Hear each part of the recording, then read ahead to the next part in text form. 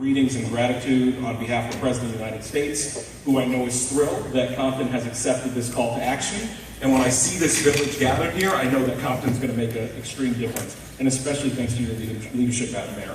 If you look at the statistics when it comes to boys and young men of color, they're trailing shockingly far behind and struggling to beat the odds. When it comes to reading at grade level, when it comes to the high school graduation rate, when it comes to unemployment, they are double digits behind their white male and female counterparts. Not only those numbers, but when you look at black males, we're 6% of the population, but half of the nation's murder victims. It's unacceptable, it's tragic, and that's the reason why we're here today to take action.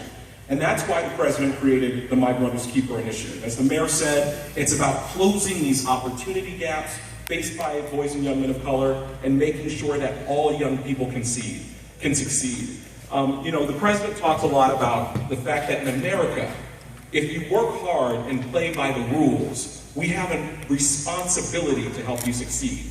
Not only because it's the right thing to do, because we have to start making sure that we treat all of our children like our children, but because it's an economically responsible thing to do.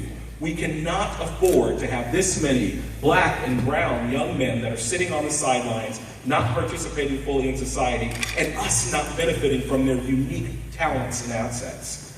It's also common sense. Frederick Douglass said, it's easier to build strong children than to repair broken men. It's easier to build strong children than to repair broken men. I don't know about you, but I'm tired of trying to figure out how to repair broken men. We're going to build strong children in Compton and across the country.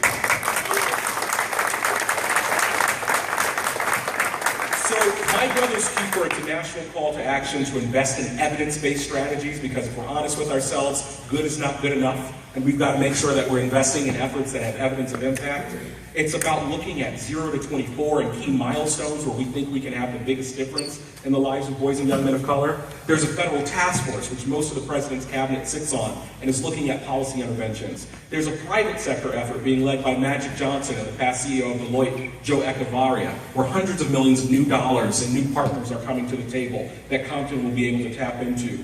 But most importantly, it's about the community challenge that the President launched back in September at the Congressional Black Caucus. And that community challenge now has almost 200 communities that have stepped up, accepted the call, and are doing it with urgency. Within 180 days, Compton has committed, under Mayor Brown's leadership, not only to develop an evidence-based strategy, but to put it into play and start making a difference. Because we don't have time to wait. Our children are literally falling in the cracks. And I know Compton is going to make a difference. Thank you for allowing me to be here. Thank you so very much. And we're so honored to have a representative